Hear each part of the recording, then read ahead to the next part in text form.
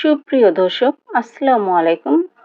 প্রতিদিনের মতন আজও তোমাদের মাঝে নিয়ে এসেছি নতুন একটা রেসিপি। আজকে যে রেসিপিটা নিয়ে এসেছি সেটা হচ্ছে আনকমন একটা রেসিপি। তো আজকের রেসিপিটা হচ্ছে ভর্তা। গরম গরম ভাতের সাথে যদি এরকম একটা ভর্তা হয় তাহলে তো এক প্লেটের জায়গায় 2 প্লেট ভাত খেতে হয়।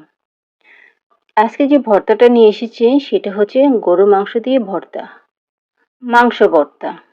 তো চলো মাংস ভর্তাটা কিভাবে তৈরি করেছি A to Z সব তোমাদের সাথে শেয়ার করব। এখানে আমি গরুর মাংস নিয়েছি। তো এই গরুর মাংসগুলো খেতে খেতে অনেক সময় বেঁচে যায়, সেগুলো অনেকে ফেলে দেয়। তো আমি ফেলে না দিয়ে সেই মাংসগুলো রেখে দিয়েছি ভর্তা বানানোর জন্য। তো ভর্তা বানানোর জন্য এখানে আমি নিয়েছি শুকনো মরিচ ভাজা করে নিয়েছি, ধনেপাতা কুচি করে নিয়েছি, তার সাথে অ্যাড করব সরষের তেল। তো ভর্তাটা টেস্টি হবে কতটা সুন্দর করে তুমি ভর্তাটা মাখিয়ে নিতে পারো। তাহলে চলো আমি ভর্তাটা তৈরি করি। এখন আমি শুকনো মরিচগুলো উপরে যে বটু থাকে সেই বটুগুলো ফেলে দিব। এখন আমি পরিমাণ মতন লবণ নিয়ে নিব। লবণ নেওয়ার পর হাতের সাহায্যে ভালো করে চটকিয়ে নিব। মরিচগুলো চটকিয়ে গুঁড়ো করে নিব। তো এখানে আমি বেশি একটা দানা দানা রাখবো না, সুন্দর করে গুঁড়ো করে নিব।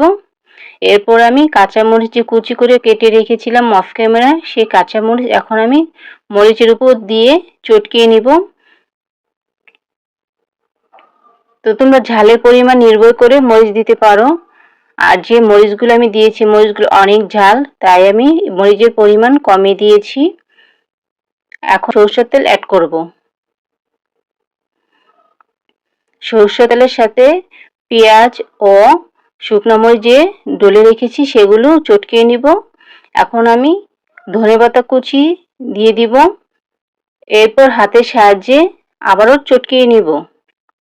তবে এইখানে কতটা সুন্দর করে তুমি মাখতে পারবে, মাখানোর উপর নির্ভর করবে ভর্তাটা কত টেস্টি হবে।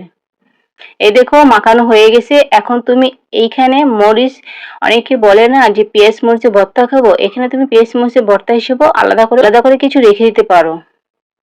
এখন আমি যে মাংসগুলি রেখে দিয়েছি সেই মাংসগুলো এখন আমি প্লেটে নিয়ে নিব। ঝোলটুক নিব না। এখন আমি মাংসগুলি চটকিয়ে দানা দানা ওগুলো আলাদা করে ফেলবো।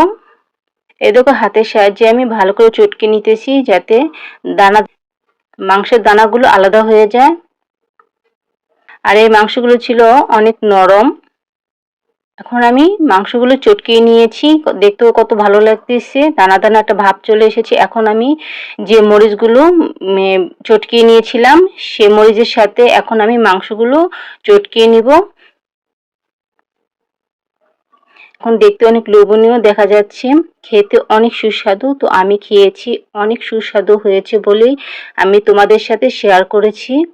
তোমরাও বাসায় যদি এরকম মাংস থাকে তোমরা ফেলে না দিয়ে তুমি এইভাবে ভর্তা বানিয়ে গরম ভাতের সাথে খেতে পারো। অতি সহজে কম সময়ে ঘরে থাকা উপকরণ দিয়ে এইভাবে সুন্দর একটি ভর্তা বানিয়ে পরিবেশন করতে পারো। ভর্তাটাও দেখতে অনেক লোভনীয় হয়েছে। এখন আমি ভর্তা বানানোর পরে আবারও অল্প পরিমাণ সরষের তেল উপরে অ্যাড করব। আমার ভর্তার রেসিপিটা কেমন হয়েছে কমেন্ট করে বলবে। কাছে ও দূরে, দেশ ও বিদেশ, কে কোথায় থেকে আমার ভিডিওটি দেখতেছো, যারা নতুন দেখতেছো সাবস্ক্রাইব করে বেল বাটনটি অল করে রাখবে। আমি ভর্তা বানানোর পর সাথে সাথেই গরম ভাতের সাথে ভর্তাটি খাওয়ার জন্য বসে পড়েছি, কারণ আমার আর ধৈর্য ছিল না। আমার ভর্তার রেসিপিটা কেমন হয়েছে কমেন্ট করে বলবে। আল্লাহ হাফেজ।